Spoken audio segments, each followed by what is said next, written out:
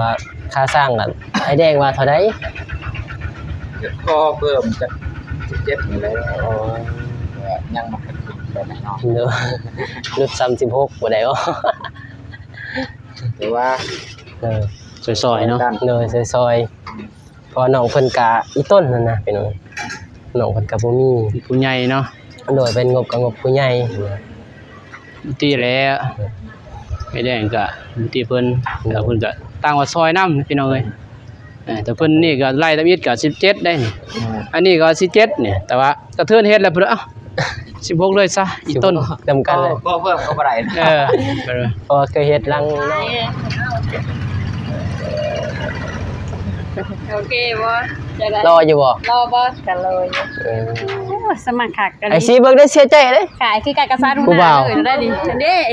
โอ้มีแต่คนเบิ่งโอ้เสร็จมาดิเอ้าเงียงมาดิว่าเงียงว่าได้เปิดแป๊บปากเงียงเนาะรูดจะได้นี่รูดเด้อนี่ซ้ำเจ้านี่ผู้ดิสวัสดีเด้อแม่น้องได้ลูกเคยบ่แม่น้องเคยบ่ดีผ่านอยู่บ่ผ่านอยู่บ่ผ่านบ่ผ่านทันผ่านคนอยู่ในดวงใจสิหาหรือสิเศร้าน้องเว้าน้องเว้าน้องอีกอย่างก็ยังน้อยน้องยังทันพร้อมว่าบ่ทันพร้อมเทื่อเนาะคือแต่ว่าทางอ้ายเพิ่นยังอยู่ทางครอบครัวอ้ายเพิ่นยังว่าสนใจน้องพินเนาะแต่แม่นผู้แลเนาะอีกเนาะพอช่วงนี้ก็อายุน้องเพิ่นก็ยังน้อยเนาะเลยมีกำลังสิเติบโตซะ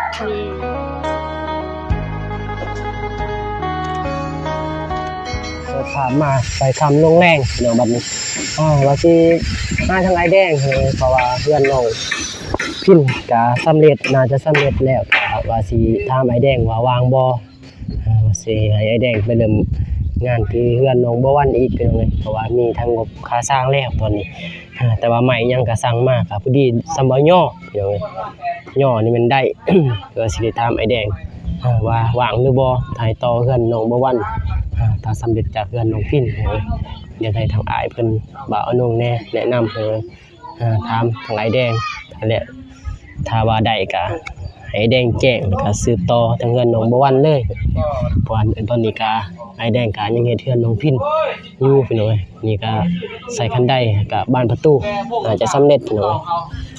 พี่น้อยหันหน้าตามมาทางนี้ก่อนเด้อพี่น้อยก่อนอื่นก็กราบทักทายสบายดีและสวัสดีเด้อพ่อแม่พี่น้องหมดทุกคนพี่น้องก็ยินดีต้อนรับเข้าสู่ช่องเบาสายชาแนลคือเก่าคือเดิมพี่น้อย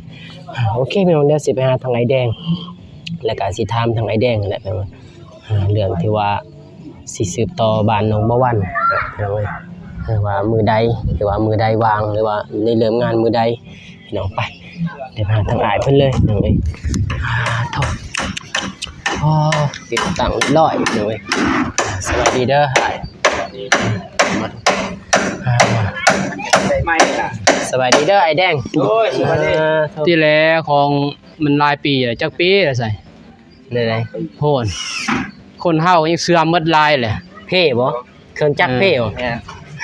12 ปีจะขึ้นนิดหน่อยบ่สายงานโอ้ก็มา17พุ่นแล้วแต่บักประมาณน้อยๆแต่ก็เฮ็ดเพื่อนดังน่ะ17 ปีที่เขา20 ปีใช้คนเฮายังเสื่อมไปหลายเติมแต่ 4-5 ปีนึงยังถือว่าทนแล้วนะโอ้บ่แม่นลบแล้วตอนนั้นแม่นบ่บ่แม่นช่วยแล้วตอนนั้นมันถือว่ามันเมื่อยแล้วภาพของมันล่ะมันเมื่อยเลยเด้มันโดนนานแล้วเนาะโอ้เครื่องใส่ไฟฟ้าสูงสุดแล้ว5 ปีเนาะรุ่นนี้นี่ได้ตัวนี้ผมบ่ได้ใส่ปานใดนะเดินแต่ว่าแล่นขอบแล่นยังเล็กๆเลยสบายดีน้องจันทนาบ่คือกบกบใส่ตลอดตัวนี้ก็มันก็เปื้อนกันได้เมื่อยเด้ยังใส่งานหนักแอดตัวพูนเขาทะแล่นบ่จะถึงแล่นบ่บ่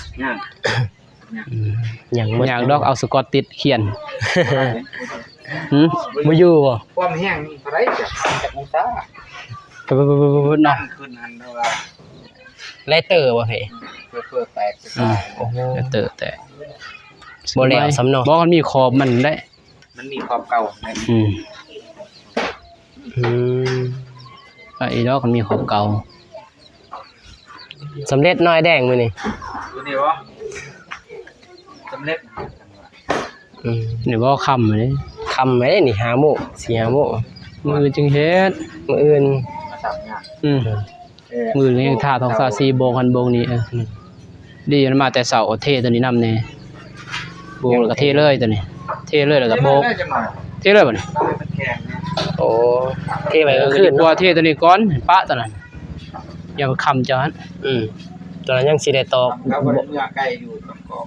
เกิดสิเมื่อบานเมื่อสวน ขึ้นเมื่อพุ่นโอ้ยคำนะไอ้ซีเนาะไก่เนาะ ไก่ดอกบ้าน ซี โกง เมื่อบ่ไอ้ซีอ๋อ บ้านโกงบ่ไก่ดอกบ้านโกง เอาเงินให้เมียเนาะ ได้เงิ ไอ้ น โบนัสบ่มื้อนี้บ่ เมื่อคืนนี้โอ้อันน่ะเอาฮูกน้องบองกับเบาตูนหมู่เพิ่นไปฉลองนั่นเด้วันเกิดน้องบอง เจ้าก็ไปบ่ ไปครับมันอันนั้นพาด้นลายกันกลับคืนจ้ะ อ้าวจังม่วง อ่าประมาณ9 โมงนี่แหละ จะไปทาน แม่น8 โมง 9 โมง จะทายอยู่ไส ทาอยู่หานปิ้งมาได้หานเวียดแก้ปิ้งมาก่อนอยู่ โอ้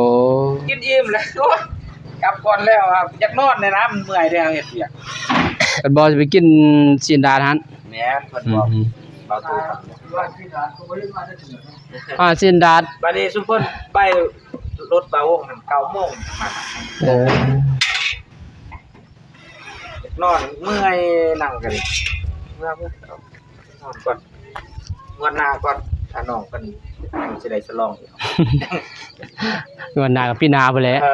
ว้าจะมาก็ได้ลูกเด้สิบ่ฉลองบ่ได้ลูก สลองกันนะ โอเค สิบ่สลองอยู่ห่านแล้วเนาะ เด็ดเก่าเลย อืม แกเด็ดเก่า อยู่ห่านเนี่ย แล้วก็ เพิ่นสิเลี้ยงให้แล้ว ก็โทรหาอยู่พี่น้องเนาะบ่ตูนเพิ่นก็โทรหาวันเกิดคืนนี้น้องบองนั่นแหละแต่ว่าบ่น้องบ่ได้ไปเมื่อยมาแต่เซ่แล้วก็แม่เฒ่าบ่สบายเบิ่งเพิ่นนี่นอนอยู่เรือนพี่เนาะก็เฮาสิไปก็บ่เป็นนะ แม่นเลย เป็นแม่แต่ว่าบนอื่นบนไก่แม่นอยู่ก็เสร็จบอกน้องเพิ่นโทรมาก็บอกน้องเพิ่นว่าละเอียดให้แม่เฒ่าอันแล้วเพิ่นบ่สบายเฮาสิไปกินไปอิ่มก็บ่ม่วนนะเบานุ่งเองก็บ่ได้กินอีกเนาะเป็นประเภทมันหลายก็บ่ได้ก็เป็นตับอ่อนเพลียเด้กินของทะเลยังก็บ่ได้นะกินก็ระวังแน่เป็นประเภทก็ไปนั่งซื้อพอเสียเงินเขาอัน แม่นนะ ไปบ่ได้กินเนาะไอ้แดงอันไปเฮากินเต็มที่กันแน่แล้วเราเป็นผู้เพศเด้เป็นผู้เพศเรือซินดาดแต่ว่าซินดาดก็บ่มันก็บ่ได้เสียดอกก็บ่ได้กินก็แฮงมันก็บ่ได้เปลืองหลายเพราะว่าเป็นสุดเด้ ได้เป็นสุด ใจเป็นสุดเอาซั่นแต่ว่าผู้เพศนี่เจ้ากินหรือบ่กินเจ้านั่งเนี่ย เสียแล้ว ต้องได้เสียแล้ว เอาไอ้แดงไปผู้เฟ่เอามาขึ้น บ่ได้ไปแล้วบ่ได้ บ่แม่นผู้เพศติ เปิดบ่ผู้เฟ่ บ่แม่นผู้เพศติซินดาด จังว่าบ่ค่อย บ่ได้เข้าซ้ํ บ่ได้เขา มีแต่ทายอยู่หั่นแล้วก็เมื่อเลย บ่ได้ทาอยู่หานเวียด อันแล้วทายอยู่หั่นแล้วก็เมื่อเลย แม่น อืม เมื่อยเฮ็ดเวียกคนที่อะไร ถ้าโดนยักเดี๋ยวนี้ฮอดชั่วโมงนอนเป็นนอนเลยท่านใกล้ชั่วโมงนอนบ่หลับอีก ดีเลย ท่านว่าอยากนอนเป็นนอนโลดหลับดิใกล้ชั่วโมงมันแล้วเจ้าอยากนอนก็บ่หลับอีก ตาขาวเนาะ เป็นกระเทาสลีหวานนั่นน่ะเป็น แนวนั้นเป็น ใกล้สมองเนาะเบิ่งพี่น้องเลย โอ้เป็นวัดไอ้วันนี้กินมักเงาะ เป็นวัดแหละเคือ กินมักเงาะเด้ไปซื้อมักเงาะซาโลนึงคือว่าอยาก ไปมาไอ้ซับไอ้แดงในบ้านฝนตกแห้งดินเลยเด้แกงฝนนี่แน่ เนาะ วัดและช่วงนี้อากาศ กล้ามนี่ให้คัด โอ้ยนี่แห้งคักเลยตอนนี้ หวาน บ่ทำใหญ่แห้งตื่มแล้วแหละ ลิ้นบ้างลิ้นหน้าแล้ว จับเบิ่ง เพียงข้างเหรอ ว้ายเนาะสิเฮ็ด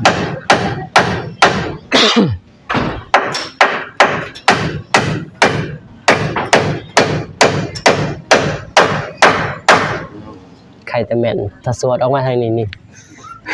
บ่คักปานใด บ่คักไม่ได้จะได้จำผิด โอ้ใส่แบบนั้นบ่คือว่าใส่แบบหนึง มันปกติเขาใส่มันมีใหม่ๆอยู่นี่ เออ นี่คือกัน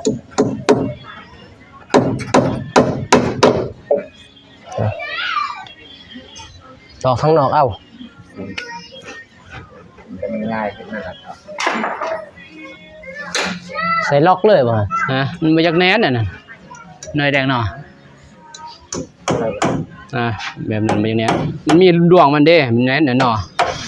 ซุบใส่ดวง ปกติฟรีดวงมีได้พี่ ฮะ มีดวงมีได้มาได้ มีได้จ้ะ มีแบบมีได้นี่มาให้ บ่มีบ่ บ่มีดวง นี่นะบ่มีบ่ ถือว่ามีแต่นั้นสันเนาะ เอามันก็มาเปลี่ยนเว้ย เออ มาเปลี่ยนมันตกไฟอยู่ได้เลยก็ได้ใส่เลื่อนประตูใหญ่ได้เลยอันนี้ใส่ตัวซื้อล็อกมาซื้อล็อก มันบ่อยากคักเลยนะ ล็อกคนบ่ได้ล็อกมัน บ่ได้ดอกเออ เอ้ยใส่พอมันขึ้นกันได้เฮ็ดอะไรมันก็ได้หมด ก็ล็อก รถจักเขาเมียมันบ่ได้แต่ว่าผู้นั้นใส่เจ๊จักสั้นเพิ่นน่ะเขายังหลักเอาไปเสิร์ฟ คันเข้าอยากลากบ่อยู่แล้วเนาะ นี่ไปรักไปคล้องเฮือนพุ่นแหละ มันล็อกในบ่ได้ใส่บ่มีติ นี่แล้ว เออ เพิ่นเนาะระวังจะสิไปรักเจ้าแหละ เออ เขาอุ้มจะไปบ่ฮู้เมื่อนะ แข่งประตูเดียวอยู่ บ่เป็นโตน้อยเนาะนักเรียนโตซ้ำกับปั่นแค่แน่อยู่ เออ แบกมาแต่ไทยพุ่นเนาะมาไทยแบกเมื่อไทยเสร็จบัดตื่นมาเอาแล้วอยู่ไทยน่ะ แล้วอันนี้ไปไสต่อไอ้แดง ท่านได้ฮู้ ทันได้ฮู้ แม่น เออ อืม มีงานบ่ บ่มีแล้วงานก็ดิกันว่าหมดนี่ครับพวกน้องบ่หาให้ก็บ่มีแล้วงาน มีอยู่คันบ่มีงาน หุ้นแล้วกัน อืม นี่ลงไหม ถือว่าบ่มีงานหน่อยแดงเนาะ แม่ เออถ้าบ่มีอัน ยังจะได้งานเรื่อยๆแหละ ใกล้ๆนี่แหละ โดย ให้รับเลยเนาะ โดยเพราะว่าแจ้งเลยให้ไอ้แดงคันว่าบ่มีงาน เพื่อนน้องบ่วัน อืม แต่ว่าค่าสร้างกันไอ้แดงว่าเท่าใด ก็เพิ่มจาก17นี่แหละ อ๋อ ยังบ่เป็นแบบนั้นเนาะ เด้อรุด36บ่ได้บ่ แต่ว่า เออ ซอยๆเนาะ โดยซอยๆเพอน้องเพิ่นกะอีต้นนั่นนะพี่น้องน้องเพิ่นก็บ่มี ผู้ใหญ่เนาะ โดยเป็นงบกับงบผู้ใหญ่ ตีแล้วไม่แดงก็ตีเพิ่นก็เพิ่นก็ตั้งว่าซอยนำพี่น้องเอ้ยแต่เพิ่นนี่ก็ไล่ตะมิดก็17ได้นี่อันนี้ก็17เนี่ยแต่ว่ากระเทือนเฮ็ดแล้วเพิ่นเอ้า16เลยซะอีต้น จำกันเลย ก็เพิ่มก็บ่ได้นะ เพราะว่าเคยเฮ็ดรังนอก ปกติเพิ่นแหละเพิ่นก็ค่าใช้จ่ายมันยังก็หลายนั่นแหละแต่ว่าเพิ่นก็ซอยๆนำแน่ โดยเฮ็ด แต่ว่าบัดหน้าบัดได้เฮาก็ซื้อในอยู่ในกินนั่นน่ะซอยๆเพิ่น อยู่แนวกินแล้วเป็ด บัดมา เครื่องดื่มแล้วเนาะ เออ สวยกัน เพราะว่าสินเปลืองแต่ว่าเราบ่ได้นอนแต่อยู่หั่นน่ะสินอนอยู่บ่ ที่ไหน มือนอนมือเมื่อและเบิ่งตามสภาพอาการ ก็เบิ่งตามตัวจริง ลองเลยบ่จังหวะ แล้วแต่พร้อมเนาะ แล้วแต่พอมื้อใดก็แจ้ง โดย แสดงพักผ่อนมื้อหนึง2มื้อ ประมาณนั้นแหละ ก็ไปเฮ็ดหยัง มีมื้ออื่น วันจัง2มื้อ มื้ออื่นมื้อฮื้อมื้ออื่นนี่ก็อยู่นี่นี่แม่นบ่ ไป มื้อฮื้อมื้อฮื้อเพิ่นพักมื้อเดียวเนาะคือแท้ยันบ่พักดอก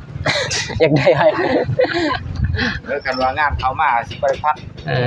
ก็ดีแท้ก็ไปอะไรเฮ็ดเลยโลดเพราะยามมันพ้นนี่แหละ ย่านพ้นแหละเพิ่นว่าก็ตื่มกับ แต่ว่าไอ้บ่เมื่อยก็ไปแล้วแหละเพราะมันมีงบ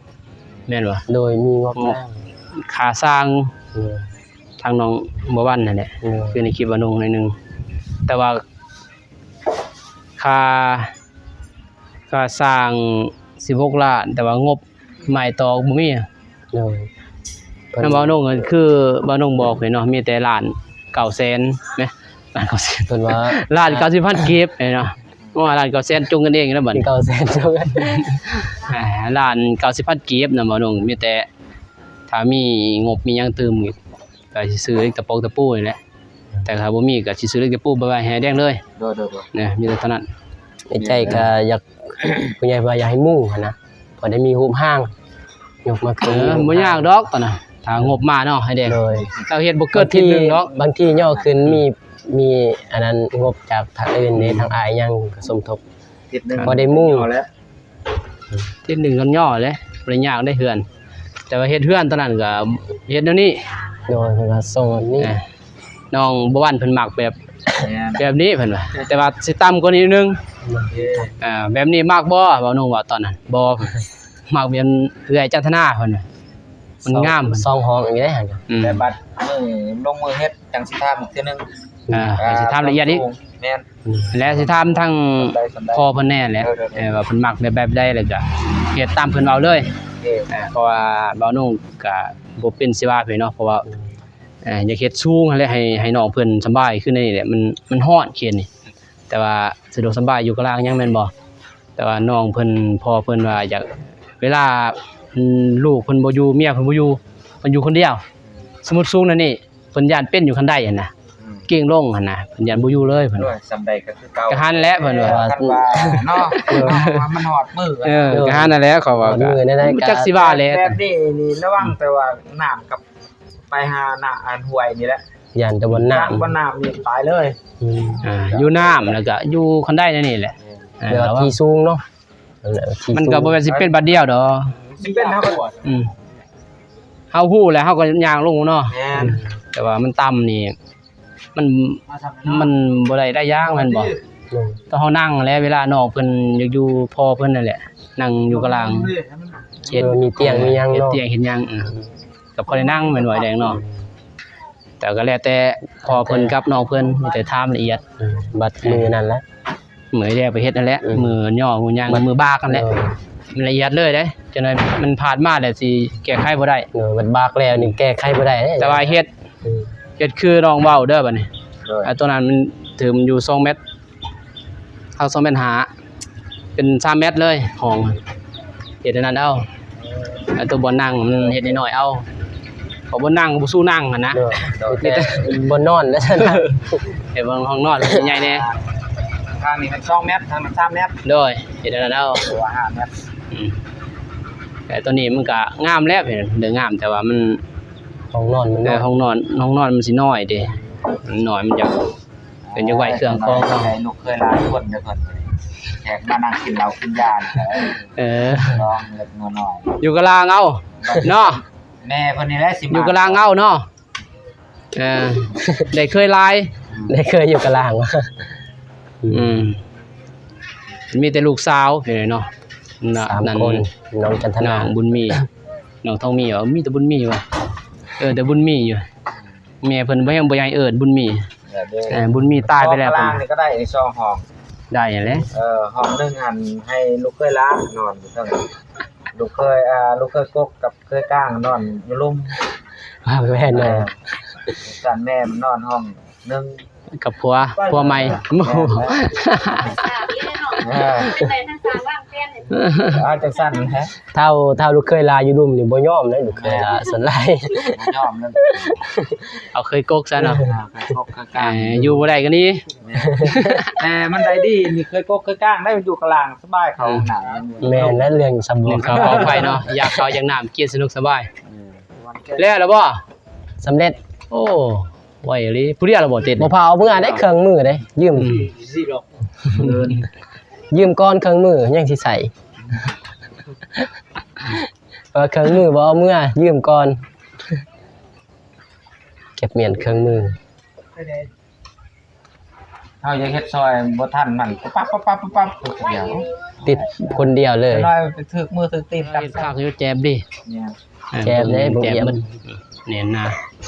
คัก มีแต่ซีเนาะ แม่นทาสีมือ ขาซี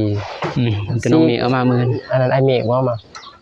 ไอ้แดกบอกเด้บอกน้องเมฆแล้วน้องเมฆเลยสิซื้อมาถ้าเพิ่นบ่ซื้อจึงว่ากันแต่ว่าเรือจากนั้นถ้าหมดแล้วร้อยจะก็มอบเงิน เรือซื้อในใดผู้ใหญ่เพิ่นว่าถ้าผู้ใหญ่ก็เอาเรือแหละเพิ่นว่าไปซื้อเครื่องซื้อหยังก็ไปนำรถอ้ายก็ได้ไป เด้อ ซื้อ เดี๋ยวสิทำ เรือจากนั้นให้น้องเพิ่นหาเงินบัดนี้เพื่อนรับจ้าง คือมอนป้องขางบ่มอน ก็เดี๋ยวสิทำผู้ใหญ่เพราะว่าเงินจากผู้ใหญ่ เพราะว่า ให้น้องเพิ่นเลื่อนมันดันที่ผู้ใหญ่บ่ให้ซื้อ ซื้อผมบ่โตยังนี่ สอบเพิ่นมักนะ คือซั่นเนาะไอ้แดงเนาะ โดย มีแต่มื้อใดว่างนั่นแหละ แม่น มื้อพักผ่อนก่อนจักมื้อนึง แล้วนี่ก็ไปเลยก็ได้นะ แล้วแต่เนาะ โอ้โห แล้วแต่เจ้าแล้วบ่เมื่อย ใจ ใจสู้โอ้ฮับเด้อพี่น้องนี่ก็16นี่ก็16พุ่นก็16 30ป้าย แต่ว่า 40 เงินบ่เหลือแหละ บ่เรือ มีแต่ตัวเลขเหรอ 16ก็32ล้านแหละไปพุ่นนี่ก็48ล้าน ดี48ล้านในบ้านกันดอน เราอยู่รับซื้อกล้วยไว้อันนั้น ได้แต่ควายเนาะได้ควายตัวนึงเอาแล้วจัก ช่องลังเลยกล้วยตัวนึง 2ล้านได้ควายตัวนึงไอ้ซีเด้ได้ยังได้เสียหยา จากเขาเสื้อหยา โอ้ส่วนกาแฟบ่อันเด้ได้เด้ได้กาแฟปีหน้าก็สำได้แหละ ที่นามีแต่เอาเงินกาแฟ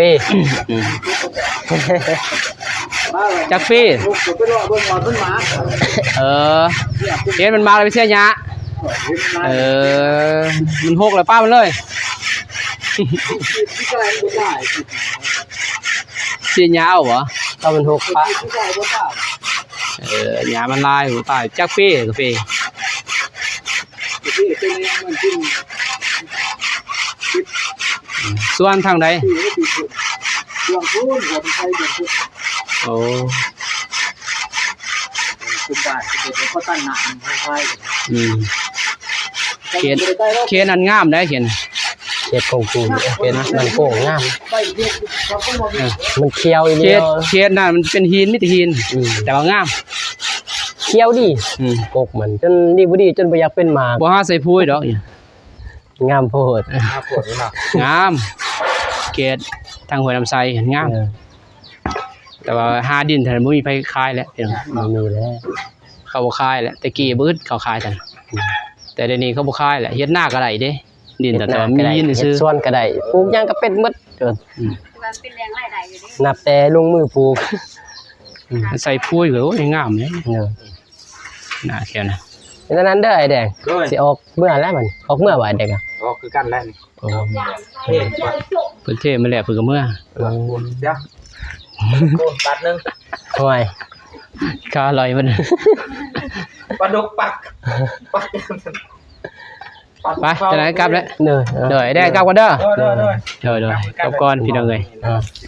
เดี๋ยว เดี๋ยวสิออกเมื่อกำลัง โอเคเมื่อเบิ่งไม่ทัน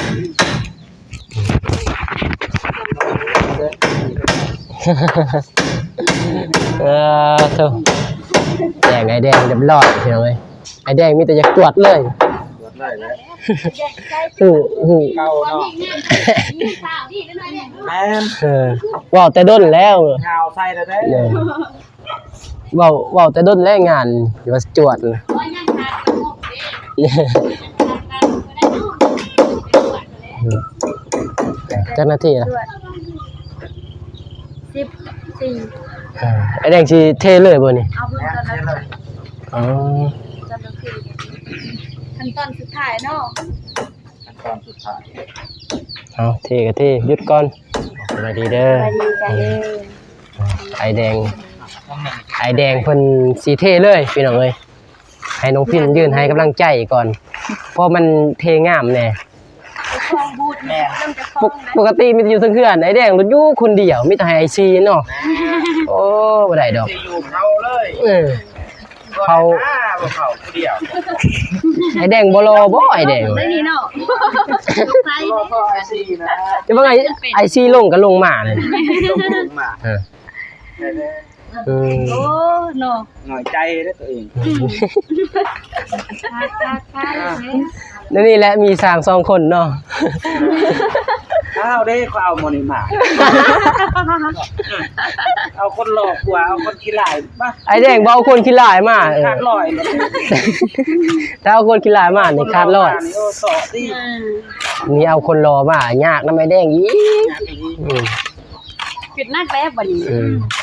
เดี๋ยวได้บัดนี้ขึ้นนักแล้ว มันเป็นเนาะ อืม นั่นมันเป็นเดี๋ยวได้ ขึ้นนักพี่น้องเอ้ยโอเคเดี๋ยวสิถามทางน้องพินเลยเอาเรื่องเลยเด้อพี่น้องเด้อ เพราะว่านี่ทาง FC หรือว่าผู้ใหญ่นี่แหละ ก็คือไอ้เบ้าหนุ่มคนใดเว้าแหละสิเป็นเรื่องราวข่าวแบบเดียวแหละมาทางเบาสายอีกวันนี้เบาสายก็คัดบ่ได้พี่น้องเอ้ยแม่นอยู่สายบุญแต่ว่าเพิ่นให้มาถามทางน้องพินถาม เลยมาถามซื่อๆ ว่าจังได๋ ถามแบบว่าเสร็จแล้วก็ตอนที่ว่า ตอนอ้ายเพิ่นถ่ายสิบ่ได้ให้เบิ่งรูปเนาะแม่นบ่แต่บัดนี้นี่เพิ่นส่งรูปมาให้น้องพินเบิ่งว่ามักหรือบ่ถ้าบ่มักก็บ่เป็นหยังหรือว่าถ้าว่ามักก็แลกเบอร์โทรนั่นคือว่าไทยเอิ้นว่าเนาะแลกเบอร์โทร เธอเบอร์โทรแลกใจเหรอขอเบอร์โทรแลกใจ ถ้าบ่มักก็บ่เป็นหยังเพิ่นก็ฮักแพงเป็นลูกเป็นหลานคือเก่าแต่สุดแต่น้องพินสิว่าหั่นแหละ โอ้ย เอาตาม ไอ้ที่ให้รถ ไอ้สิให้แล้วมีคนจองหลายน้องพินเอ้า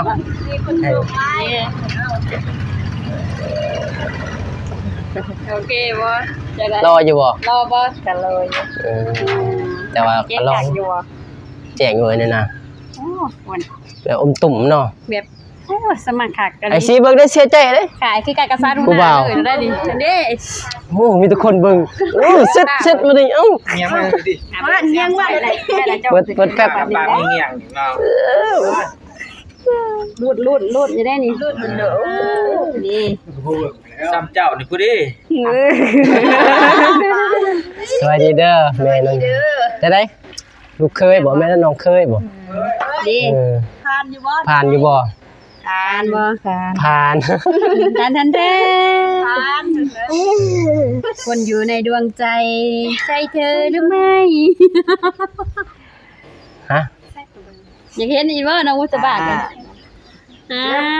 แม่อยู่คนเดียว อ้าว FC มันก็อยากเห็นนำนี่ FC น่าจะบ่เห็นเนาะ FC เพิ่นมาให้เบิ่งเนาะ FC คือส่งเหี้ยส่งปลาเนาะนั่นแหละจังว่า สุดน้องพินพี่น้องเอ้ยเฮาก็มาบอก เป็นความในใจนะหล่อเนาะ คืออันแฟนเอดูน่าเนี่ยวะ ชื่อเราได้ ก็ได้ดูน่าเอาพี่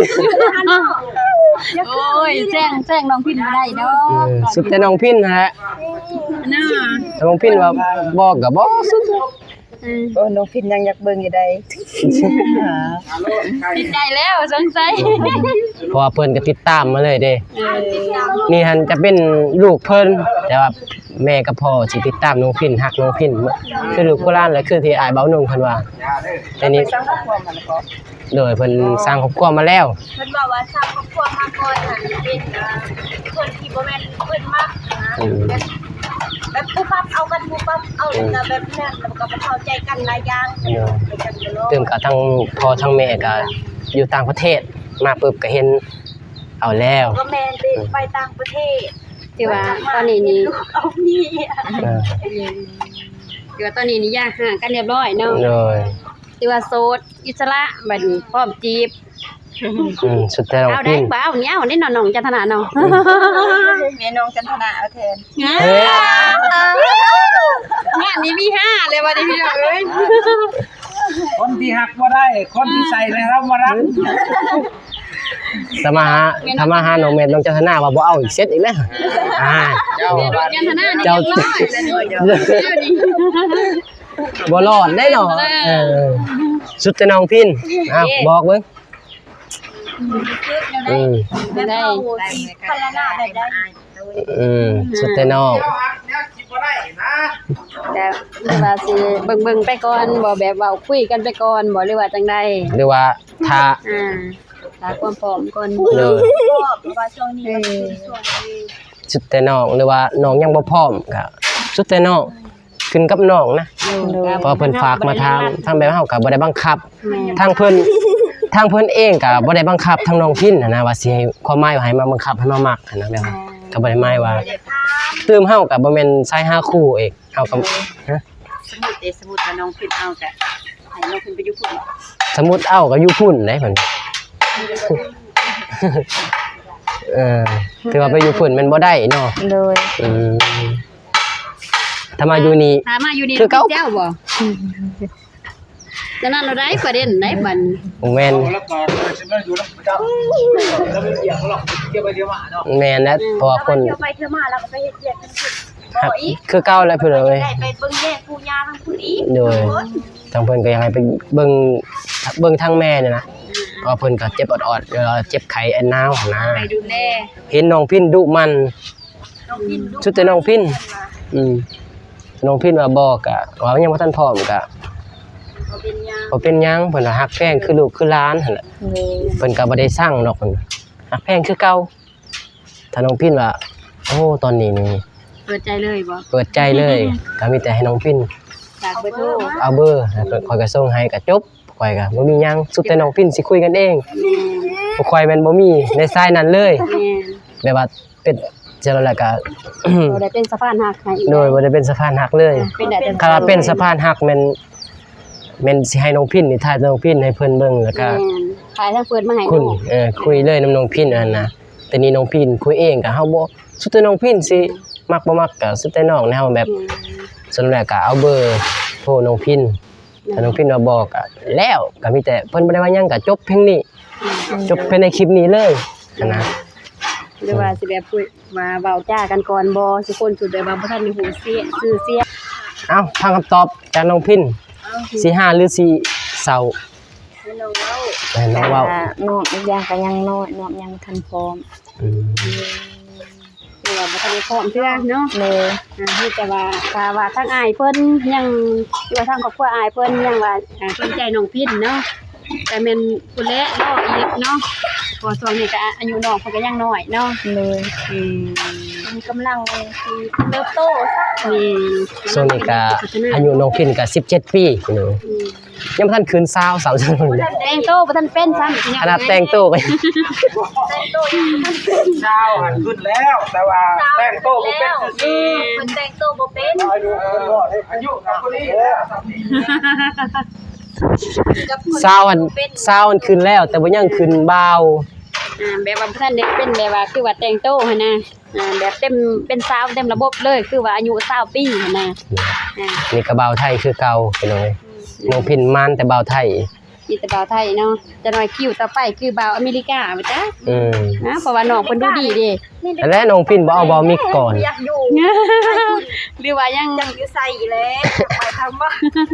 โอเคพี่น้องเอ้ยมีแต่ประมาณนี้ทางน้องพินเพิ่นว่ายังบ่ทันพร้อมหรือว่ายังบ่ทันฮับอิหยังเคินว่าเป็น ท่านเปิดใจ เปิดใจ แต่ว่าแฟนน้องเพิ่นว่ามีนะแม่นบ่ มีเหรอ อ่าแฟนนี่มีแล้วแต่ แฟนเนาะ แต่เป็นแฟนเจ้าเงินไทยก็เป็นแฟนแต่ยังบ่ทันเอากันเฮาก็สามารถคุยได้หรือว่าเลิกได้นะแต่ว่าน้องเพิ่นก็ยังบ่ทันได้อันนั้นแหละพี่น้องบ่ทันได้พร้อมที่ว่าสิไปอยู่หั่นนะ พร้อมที่สร้างครอบครัว แต่ประมาณนั้นให้เข้าใจนำกันเด้อจะน้อยว่าเฮาว่ามา เป็นสายหักเนาะ เด้อมาเฮือนน้องพินก็สายหัก เอาแล้วน้องพินมาสุดใจสนใจ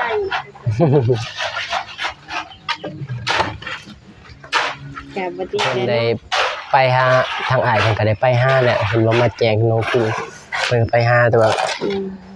อ้ายเพิ่นก็บอกว่าสายบุญมาสายก็บอกอยู่ว่าสายบุญแต่ว่าเพิ่นก็ว่า บ่ได้ว่าได้ที่สั่งกันว่าแบ่งบังคับหั้นนะ แม่น แบบว่าอยากถามอยากฮู้ว่าน้องเพิ่นสนใจบ่หั้นนะถ้าน้องเพิ่นบ่สนใจเฮาก็บ่ได้เสียใจหยังเพิ่นว่าเฮาก็เลยว่ารับคันบ่เฮาก็บ่กล้ารับได้คันว่าสิ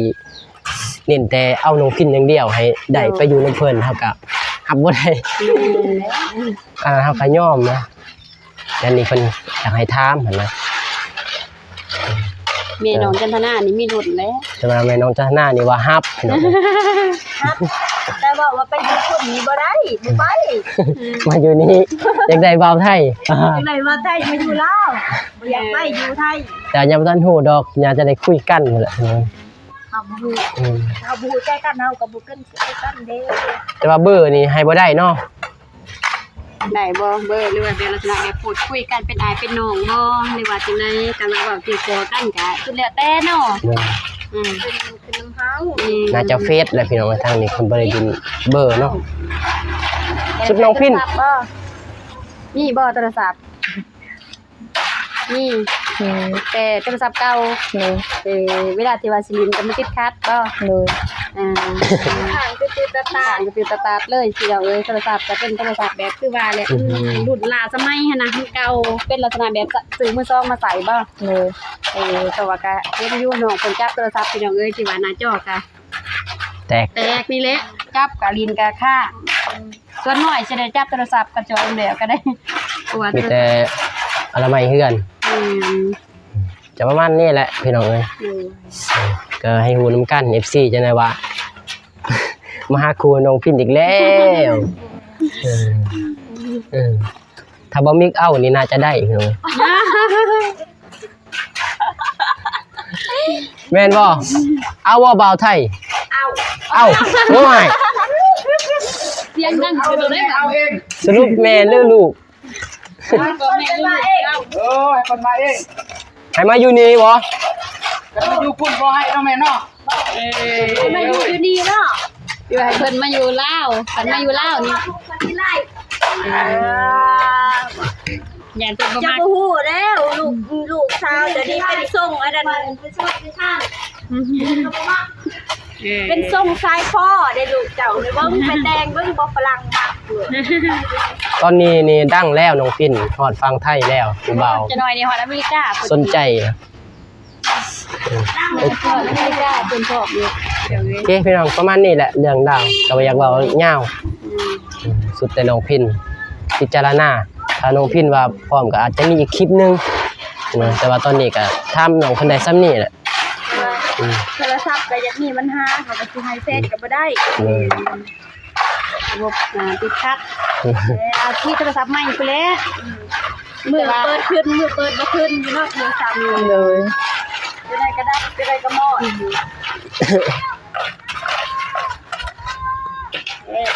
ต่อไปเรามาสร้างเป็นแล้ว เผาเมื่อบ่ไอ้แดงเผาเมื่อเนาะคำไหมนี่อย่างนี้เผาเมื่อเลย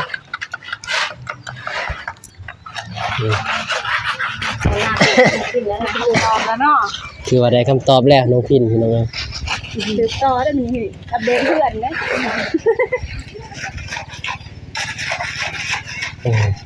โอเคคลิปก็ยาวเลยเพิ่นเอ้ยตั้งแต่ถามข่าว หรือว่าอันไอ้แดงพุ่นแหละมีแต่สีจบคลิปเลยพี่น้องเอ้ยพอไอ้แดงเทนี่แหละก็น่าจะออกเมื่อในประเทศน่าจะสำเร็จเป็นนานเนาะเฮ้ยนายขับรถผู้เดียวคำมืดพี่น้องเอ้ยมัน วิ่งเป็นวิ่ง เมื่อวานนี่ก็เมื่อคำมื้อนี้ก็เมื่อคำถ้ามากับเบาสายนี่คำคู่มือรับรอง เราจ่ายผ่านคำเนาะพร้อมสู้ เด้อโอเค เรื่องราวเป็นไงทางไอ้แดงก็รอทาคำตอบบ้านน้องบัววันเลยว่ามือใดเดี๋ยวสิไอ้แดงเพิ่นสิแจ้งอีกทีเลยแล้วก็เรื่องที่2คือน้องพิณให้สนใจ หนุ่มไทยสนใจเลยฮักคือลูกคือหลานแต่ว่าหมดทั้งพ่อหรือทั้งแม่แต่ว่าเพิ่นมีลูกชายได้ลูกชายละเพิ่นฮักเบิดพี่น้อง สิเป็นตำนาน เรือ3หนุ่ม3เกินว่า3เกินว่า3ครอบครัวหั่นนะลูกในวันนี้ก็เป็นลูกนี่ก็เป็นพ่อก็เป็นแม่กับพ่อลูกก็ฮักเบิด3หั่นนะฮักคือลูก เนาะฮักคือลูก ฮักคือลูกคือเต้าทางแม่กับทางก็ฮักคือเมียเกินว่าทางฮักเนาะก็ทางพิณเพิ่นก็ได้ตอบว่ายังบ่ทันพร้อมหรือว่ายังอายุยังน้อยแต่ว่าเรื่องเฟซเรื่องไลน์ก็โทรศัพท์น้องเพิ่นก็ใส่บ่ค่อยได้นะพี่น้องเอ้ยใส่บ่สะดวกเลยก็ ดับปิด เลยบางที